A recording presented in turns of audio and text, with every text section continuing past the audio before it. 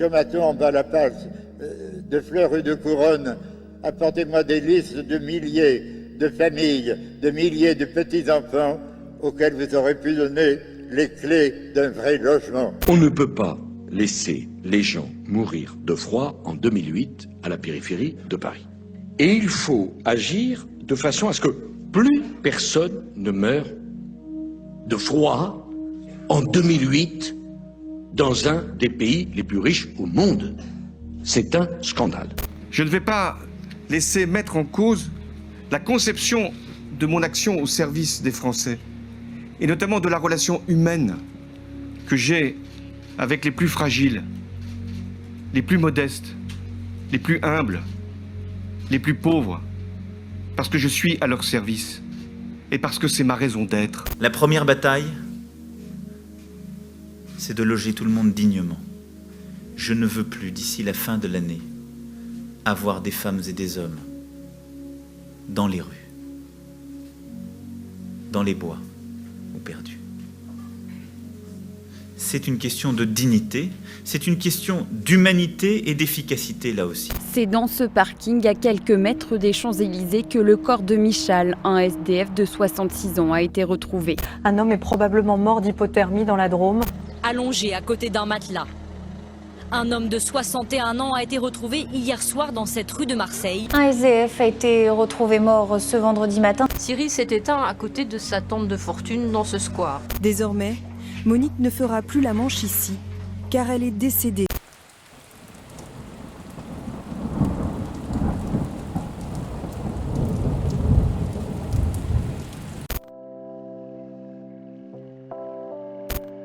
J'ai grandi à Bagnolet, dans le 93, dans une cité, ça s'appelle la cité Girardot. Ma mère, elle a eu 6 enfants.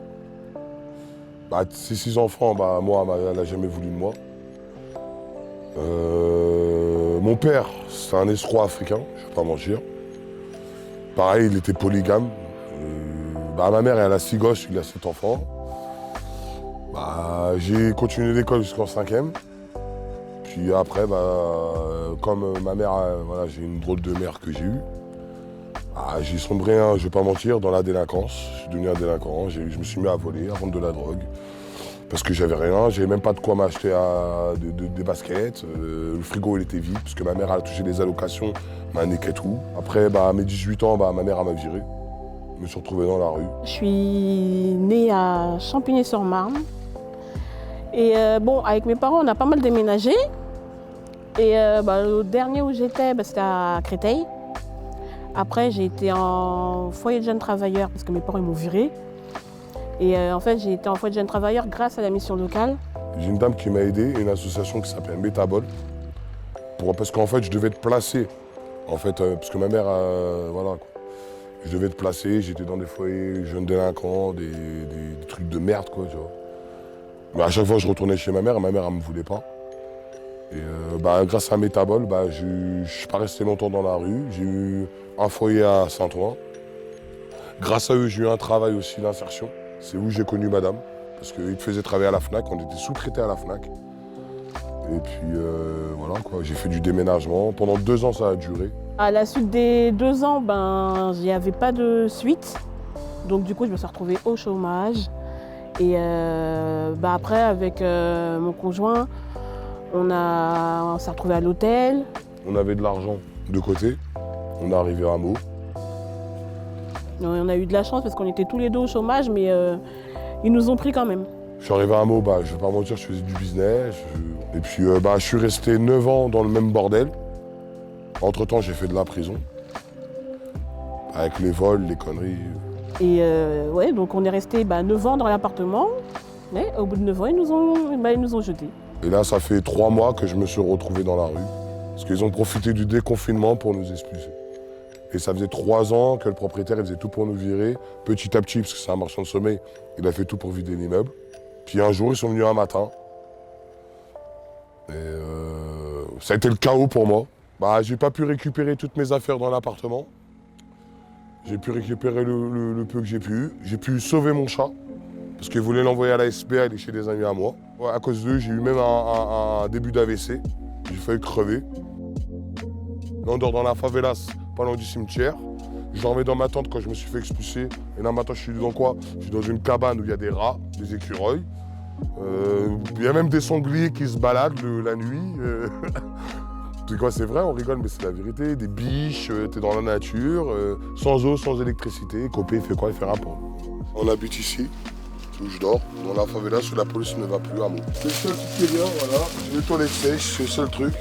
Sinon, c'est vraiment en autarcie, sans eau, sans électricité. En ce moment, on est 4 ici. Il y a ma femme, normalement. Il y a mon pote qui est là. Et normalement, il y a sa femme. Et voilà, dans des conditions plus vieilles, des rats et des écureuils. On a improvisé un peu, on a essayé de se débrouiller, il y a des trous là. Ça a donné de s'écrouler, voilà où je dors. C'est moi et ma femme, on dort là. J'ai une poutre là qui tient. Un jour, je vais mourir ici. Puis voilà. Et à ce moment, il y a mon pote et sa femme qui dorment là-bas. Sinon, c'est un autre pote à moi qui dort là. Tu vois un truc comme ça, bah pour nous, c'est limite, c'est pas du luxe, hein, mais c'est... Waouh! Ça va, ça passe. Il y a des écureuils, des rats, des souris, des mulots. On vit dans la nature, sans eau, sans électricité. Les copains nous laissent comme ça. Imaginez-vous que du jour au lendemain, vous vous retrouvez avec vos femmes dans un endroit pareil. Vous imaginez comment ça met un coup à votre estime, à vous-même? Vous dire, putain, je suis obligé de faire dormir ma femme dans un endroit pareil. Vous imaginez comment la haine, elle est en train de monter dans la tête des gens? Et après, vous comprenez pas parce que tout le monde est en train de tout cramer, tout le monde est en train de péter les plombs. Mais c'est normal. Parce que quand vous vivez dans la rue, c'est pas simplement un souci mental, c'est physique aussi. Ça vous bouffe, hein, l'humidité. J'ai 5 couvertures. Hein, et encore, j'arrive à cailler, j'arrive à sentir l'humidité encore malgré les 5 couvertures au-dessus de moi. Quand on se lave, bah, c'est pas pour dire, on se lave à l'eau froide. Avec une bouteille d'eau, comme dans le temps, dans la forêt. C'est un mode sommaire, c'est... Moi, je lui dis quoi, la petite maison dans la prairie? En fait, on est Charles Ingalls en black. Quand on se lève, déjà, on prend notre temps pour se lever parce que franchement, la motivation, elle n'est pas, elle est pas là du tout. Et une fois qu'on est parti, on est parti. Disons que de là où on est, parce qu'on est carrément dans les bois, à l'opposé de la ville. Pour venir jusqu'en ville, déjà, c'est une mission. Le voisinage qu'on a, on a la chambre mortuaire, on a l'hôpital à côté, le cimetière et on a l'asile psychiatrique. Alors le voisinage, il est au top. Et disons que de là-bas, pour venir jusqu'en ville, on en a pour au moins 2 km passés à marcher. Et en fait, après, on se pose à match au supermarché, quoi. Et on essaye de faire la manche. Et si on a des appareils à charger, éventuellement les portables ou le lecteur DVD, histoire de regarder un film avant de dormir, tout ça. Et ouais, disons qu'on y passe une bonne partie de la journée. Je sors de mon squat, premier truc que je fais, je recherche l'équipe. Elle est où? Ma première obsession, c'est elle est où l'équipe? Je veux savoir si tout le monde est au complet. Tu vois, un peu comme dans l'armée. Le plus important quand tu es à l'armée, c'est d'être entouré. Et bien entouré. Parce que des fois, tu tombes sur des crapules. Et après, une fois que j'ai vu tout le monde, là, je me relâche. Et après, je vais chercher ma conso. Et après, je fais la manche. J'essaie plus ou moins d'obtenir ce qu'il me faut. Je dis bien plus ou moins, parce qu'il y a des gens compréhensifs et d'autres beaucoup moins. Ils m'ont coupé mon RSA, ces fils de pute, excuse-moi du terme. Et ils ont coupé le RSA à madame, on n'a plus rien, on vit de la manche tous les jours, on dort dans les boîtes tous les jours. Je vis que de la manche, et encore quand les gens ils donnent. Les gens, soit ils ont plus d'espèces, tu vois. C'est que la carte. Où ils osent pas trop te parler. Maintenant, je vois comment les gens réagissent. Ils sont mauvais. Ils regardent mal, ils répondent pas quand on leur dit bonjour. En fait, pour eux, c'est comme si on était des merdes, quoi, des moins que rien. Je suis obligé d'aller faire la manche devant match. Si ça fonctionne, si j'ai un billet, je vais à l'hôtel. Sinon, je rentre dans les bois comme un chien. Ah, merci, c'est gentil. Merci, mon pote. C'est cool. À plus tard.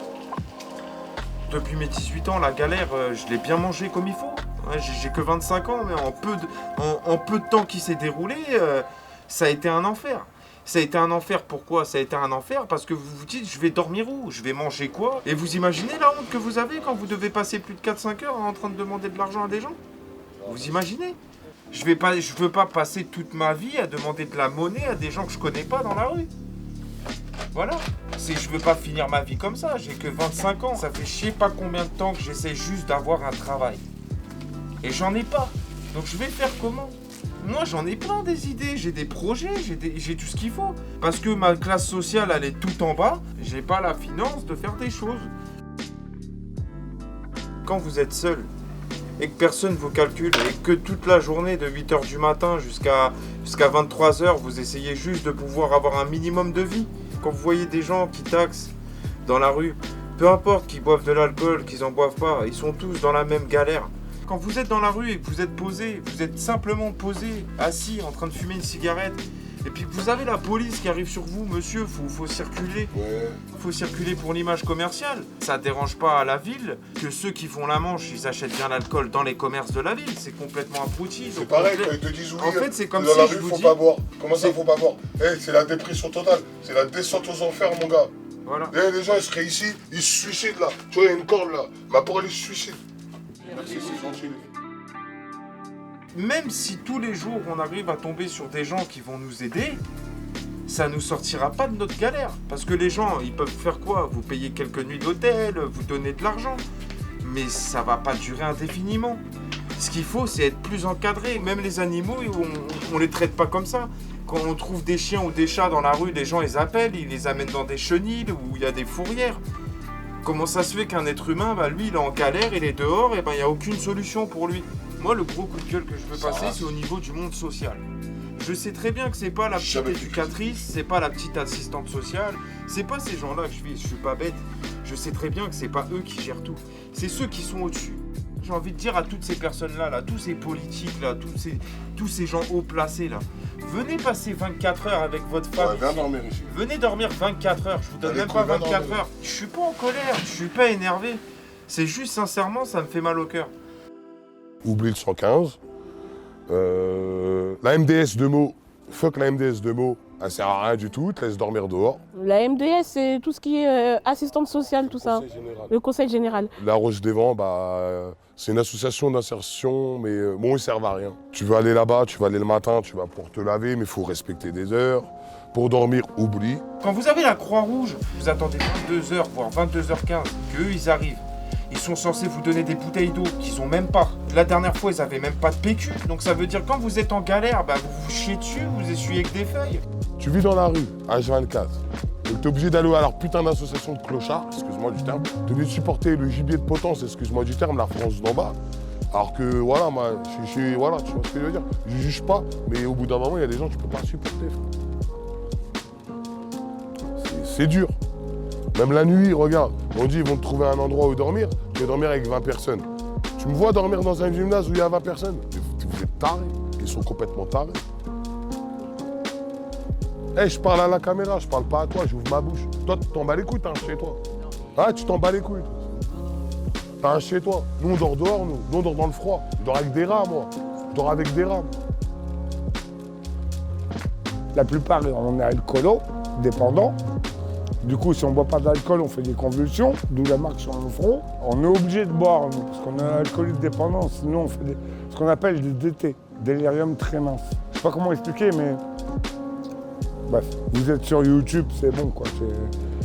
Tu ouvres une nouvelle page internet, tu te renseignes, et t'inquiète pas, ils vont t'expliquer c'est quoi. J'ai 63 ans et j'ai travaillé il y a très longtemps dans l'archéologie, aussi en industrie. Et un jour, je me suis retrouvé dans la rue par rapport à mon ex que j'ai voulu quitter. Et je me suis dit, c'est la meilleure solution pour toi jusqu'à ce que tu retrouves un logement. Là, j'ai fait une demande à l'assistante sociale, mais l'assistante sociale, elle s'occupe de rien. Monsieur le maire de Meaux, je l'aime pas. Pour nous, les SDF, il fait rien. Est-ce qu'il a fait quelque chose? Vous pouvez montrer quelque chose? Il fait rien. Ils peuvent crever, j'en ai rien à cirer. C'est ce qu'il dira.